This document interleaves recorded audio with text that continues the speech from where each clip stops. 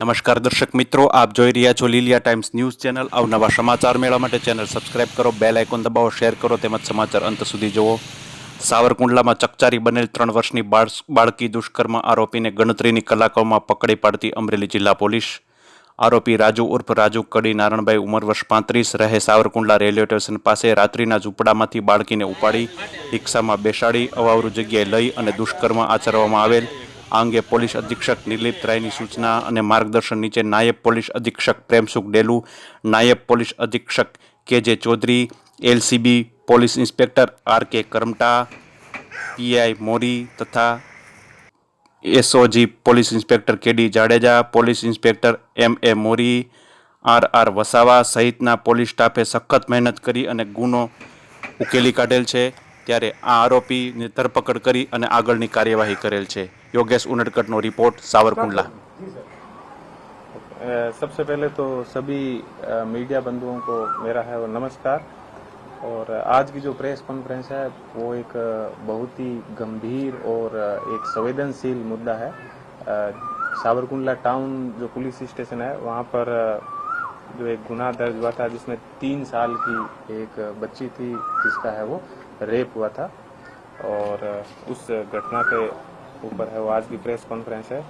अत्यधिक गंभीर और संवेदनशील ये घटना हुई थी। और सबसे पहले मैं है वो माननीय जिला पुलिस अधीक्षक महोदय श्री निर्लिप्त राय सर और हमारी एलसीबी की टीम जिसके है वो इंचार्ज करमटा और एसओजी की टीम जिसके इंचार्ज है वो जडेजा और हमारी जो सावरकुंडला तालुका का जो पुलिस स्टेशन है उसके इंचार्ज जो पीआई है एसएचओ वसावा, इन सबको मैं धन्यवाद और बधाई देना चाहूँगा कि उन्होंने एक अत्यधिक गंभीर जो गुनाह था उसका है वो बहुत ही कम समय के अंदर है वो डिटेक्ट किया। और माननीय पुलिस अधीक्षक महोदय ने मुद्दे की जो गंभीरता को देखते हुए 21 तारीख को जो ये घटना घटित हुई थी इसके संबंध में कल है वो 5 टीमों का गठन किया गया था। और टीमों ने गुनह की सीरियसनेस को देखते हुए वो इसको डिटेक्ट किया है। तो ये इसकी जो मैं आपको एक संक्षिप्त जानकारी है वो देना चाहूँगा कि यहाँ पर जो सावरकुंडला टाउन है, सावरकुंडला टाउन का जो मणिनगर विस्तार है, मणिनगर विस्तार के अंदर एक झोंपड़पट्टी है। झोंपड़पट्टी के अंदर एक 3 साल की बच्ची थी जिसमें 21 तारीख की रात को है वो 12 बजे से 3 बजे के बीच में एक व्यक्ति के द्वारा एक जो बालिका थी 3 साल की उसको वो अपने माता पिता के साथ है वो सोई हुई थी, उसको रात्रि के समय में उठा के ले जाते हैं और उसके साथ है वो दुष्कर्म किया जाता है। तो उसके संबंध में पुलिस स्टेशन के अंदर आईपीसी सेक्शन 363, 366 और 376 AB और 377 और उसके बाद में पोक्सो एक्ट 4, 6, 8, 10 के तहत है वो पुलिस स्टेशन के अंदर गुनाह दर्ज होता है।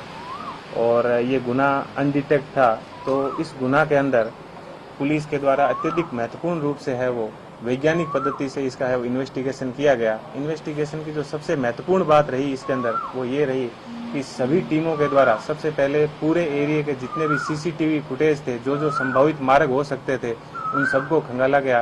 उसके बाद में जो सबसे बड़ी दिक्कत आ रही थी कि बच्ची है वो छोटी होने की वजह से जो आरोपी है उसको पहचानने में दिक्कत हो रही थी। तो यहाँ पर मैं सबसे ज़्यादा है वो धन्यवाद देना चाहूँगा कि बच्ची का जो भाई था, लगभग 4 या 5 साल की उम्र का बच्चा है, उस बच्चे के द्वारा पुलिस को बड़ी है वो सहायता दी गई। और माननीय एसपी सर ने और हमारी जो पूरी पुलिस की टीम है उनके द्वारा उस बच्चे को वैज्ञानिक रीति से जब पूछपरछ की गई तो उन्होंने जो आरोपी था उसका हुलिया बताया। रात्रि के समय में वो बच्ची के जस्ट पास में सोया हुआ था। तो बच्ची को जिस व्यक्ति ने उठाया उसने किस प्रकार के कपड़े पहन रखे थे, उसने किस प्रकार का मास्क लगा रखा था, कौन से कलर का मास्क लगा रखा था, उसके दाढ़ी थी या, तो उसके आधार पर उसने जो हुलिया बताया उस हुलिये के आधार पर शहर के अंदर जितने भी संदिग्ध लोग हो सकते थे उन सबको हमने है वो यहाँ पर इकट्ठा किया। और उनके पास कौन कौन से वाहन हो सकते थे वो सभी वाहन हम लाए।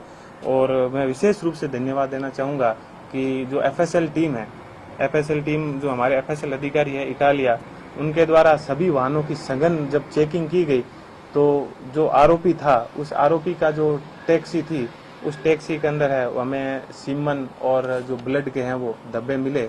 तो और उसके बाद में जो आरोपी जिसकी हमने पूछपरछ की, सघन पूछपरछ, उसके बाद में उसके जो कपड़े थे उन कपड़ों के ऊपर भी सीमन और जो खून के ब्लड के और विभिन्न प्रकार के निशान मिले।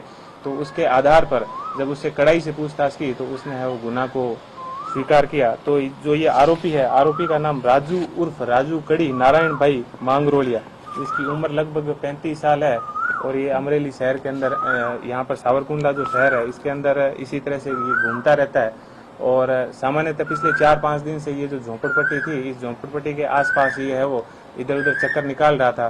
तो पुलिस को ये बड़ी सफलता मिली है कि इसका जो मुख्य आरोपी जो राजू उर्फ राजू कड़ी नारायण भाई मांगरोलिया, उसको पुलिस ने अरेस्ट किया है और अरेस्ट करके और एक अत्यधिक गंभीर और संवेदनशील जो गुनाह था उसको पुलिस ने वो डिटेक्ट किया है।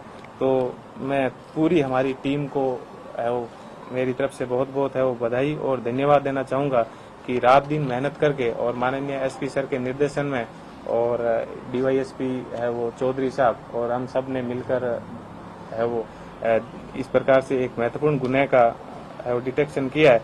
और विशेष रूप से हमारे जो कांस्टेबल है और हमारे जो पीआई पीएसआई है उनको मैं धन्यवाद देना चाहूँगा कि उन्होंने रात दिन एक करके एक अत्यधिक गंभीर जो है वो गुनाह था उसका वो सॉल्यूशन किया है और बहुत ही कम समय के अंदर एक जो बालिका है जिसके ऊपर इस तरह से दुष्कर्म हुआ उसका है वो कहाँ हाँ, ये जो आरोपी था उस आरोपी रात को लगभग 12 से 3 बजे के बीच में है वो टैक्सी के अंदर डालकर जैतसर रोड के ऊपर है वो लेके गया था। अभी हम उससे पूछताछ कर रहे हैं तो एग्जैक्ट जिस जगह पे वो लेके गया था वो क्राइम सीन है वो अभी इसको है वो आरोपी को अटक किया है और अटक करने के बाद में अब ये इससे जितने भी जो जगह किस जगह पे लेके गया, इसने क्या क्या चीजें की है वो सब हम है वो इसके एविडेंस है वो कलेक्ट करेंगे।